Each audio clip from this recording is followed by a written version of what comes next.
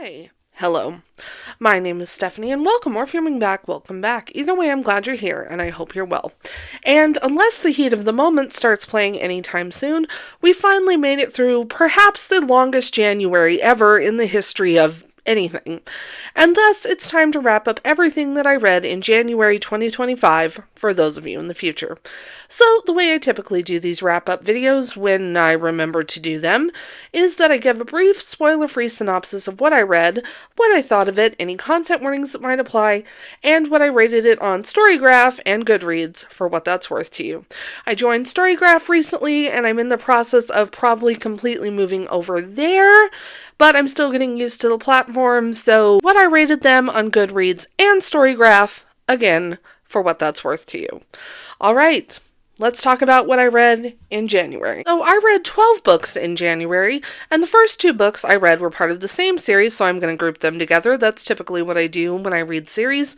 And those 2 books were Dan Volumes 1 and 2, Yukinobu Tatsu.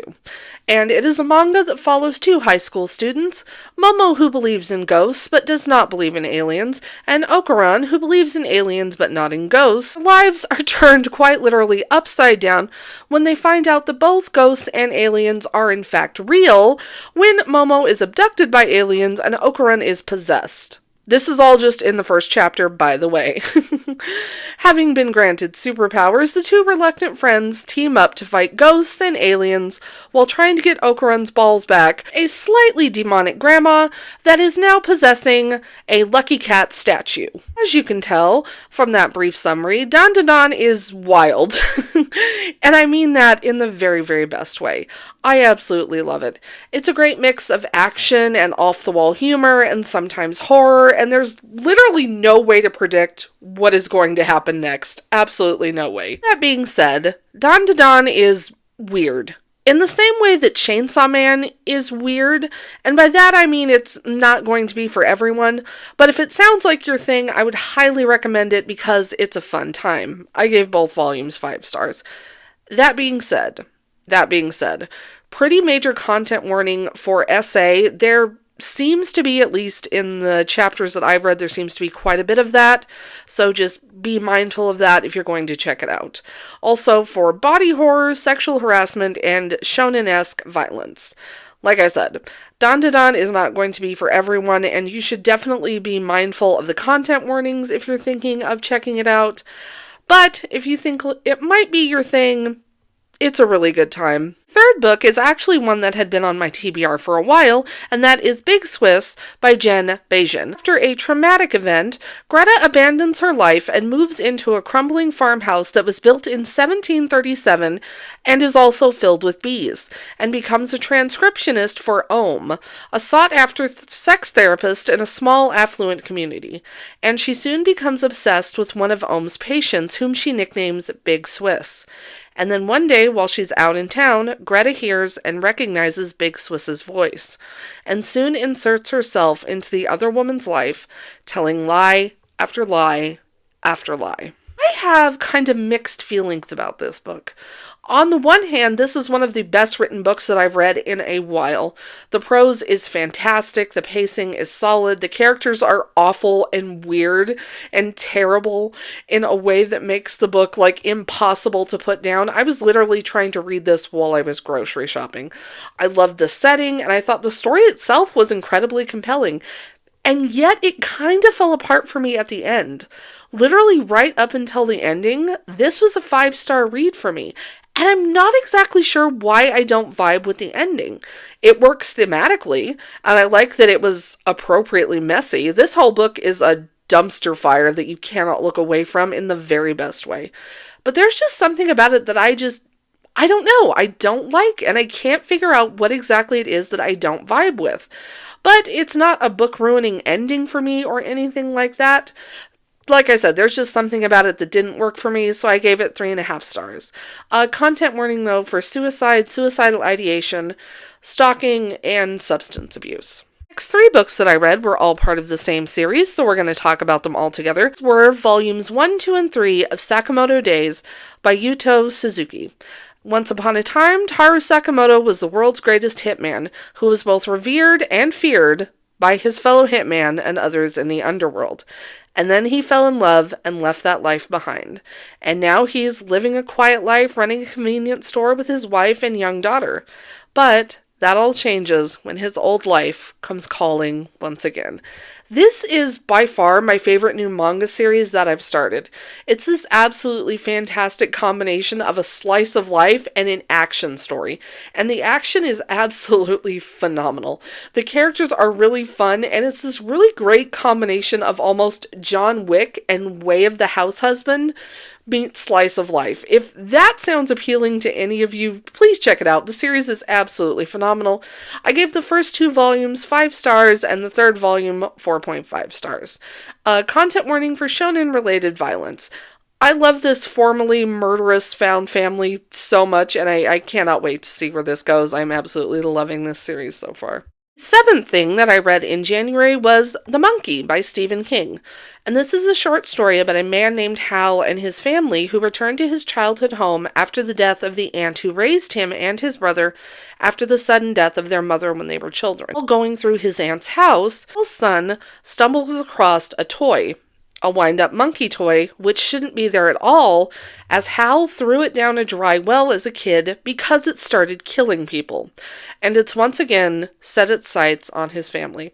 And listen, if that premise sounds ridiculous to you, it kinda is. But it also works in a way that only Stephen King could make it work. The Monkey is an unhinged and terrifying look at grief and guilt. And no matter how deep you bury those things, they will and can come back to haunt you unless you deal with them in the form of a very murderous toy monkey. And while there are Stephen King short stories that I like better than The Monkey, read The Langoliers and then come talk to me about The Langoliers. I love The Langoliers. It's still a really solid short story, and I gave it 3.5 stars. Content warning, though, for graphic violence, gore, child abuse, and racism. After that, the 8th book that I read was This Is How You Lose the Time War by Max Gladstone, Mal El-Motar. And it is a love story that spans across literal space and time about 2 rival agents changing the past and future in order to win an ongoing war, while trying to keep their relationship secret as it could mean death or something worse for both of them if they're discovered. But as the war ramps up and they grow closer, so does the danger of discovery and the risk of death. So I'm genuinely not sure how to explain this book in any kind of meaningful way. It's a lot, but in such an amazing way. This book has this beautiful, almost fractured prose, and the 2 different writing styles just work. They just work. And they flow together so smoothly. It is this fantastic and beautiful and sometimes strange and sometimes awful and sometimes heartbreaking, but always just beautiful look at longing and devotion and survival and just love across literal space and time. It's phenomenal. Go read it. The Trigun fandom was right. 4.5 stars. The 9th book that I read in January was Incidents Around the House by Josh Malerman, and it is a horror novel about 8-year-old Bella, who lives a seemingly perfect and happy life with her parents, but she has a secret, a thing she calls Other Mommy, who lives in her closet and has been in her life as long as she can remember. And for a while, Other Mommy is like an invisible friend to Bella. They play together and tell each other secrets, but as Bella gets older, Other Mommy starts repeatedly asking Bella a very strange question. Can I go inside your heart? And while Bella keeps saying no, it's getting harder to say no. And the more she says no, the more strange and terrifying things begin to happen around the house and to the people around her. This book was absolutely terrifying. It's told entirely in Bella's point of view, which only ramps up the terror and the tension, both of which are absolutely on point. There are some absolutely horrifying moments in this, and there's some moments that I literally just have not stopped thinking about since I finished this book. So much so that we're going to talk about it and that ending. Oh my god, that ending, because I have so many thoughts about that ending here in the nearish future. This book is an absolutely fantastic piece of domestic horror, and I gave it 4.5 stars.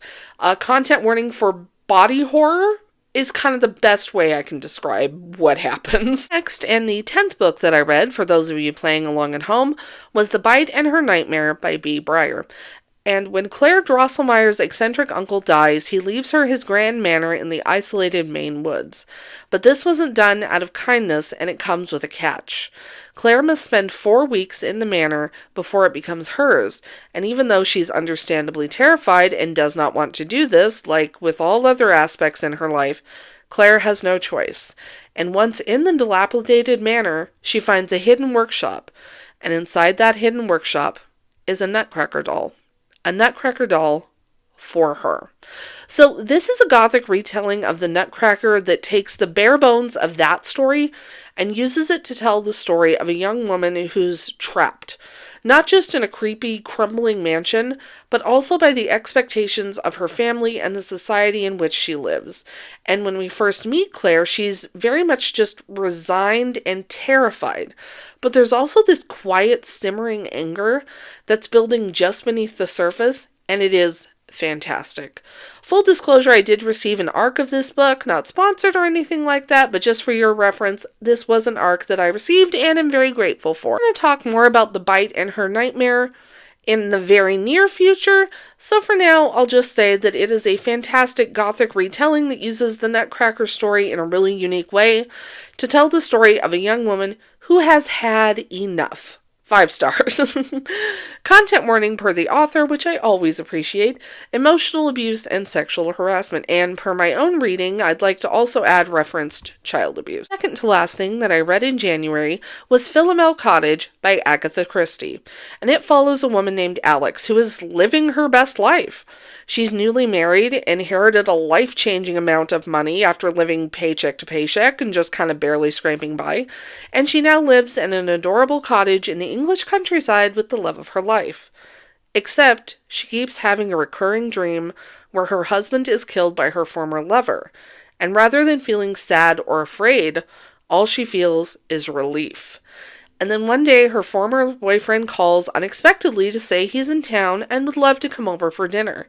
And Alex can't help but wonder if her dream is about to become a reality, and whether or not she's happy about that. This is the first Agatha Christie I've read since college, and I'm honestly not sure why, because oh my god, the amount of tension that's packed into this short story is unreal.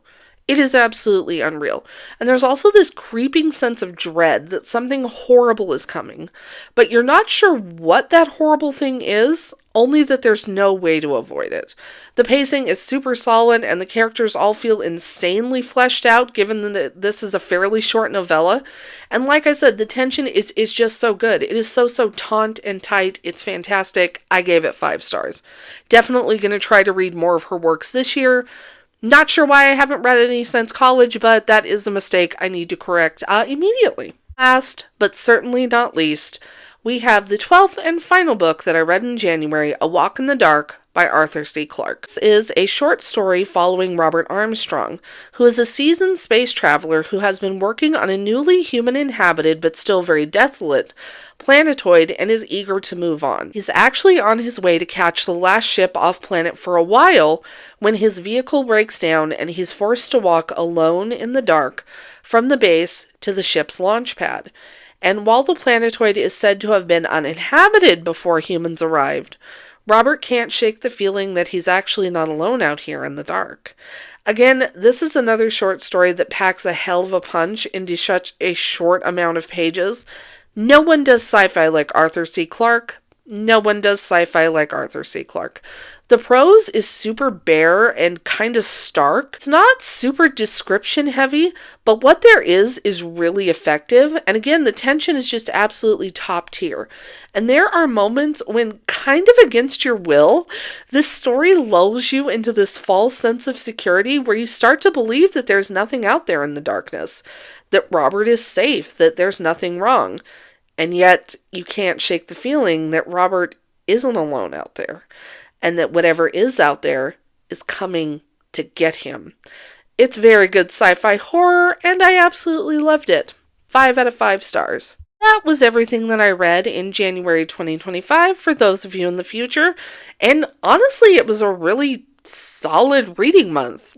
love that for me, honestly, and I hope you have had similar luck in your reading so far in this new year. As always, thank you so much for listening to all that, and until next time, stay healthy, stay safe, and I'll see you in the next one. Bye-bye.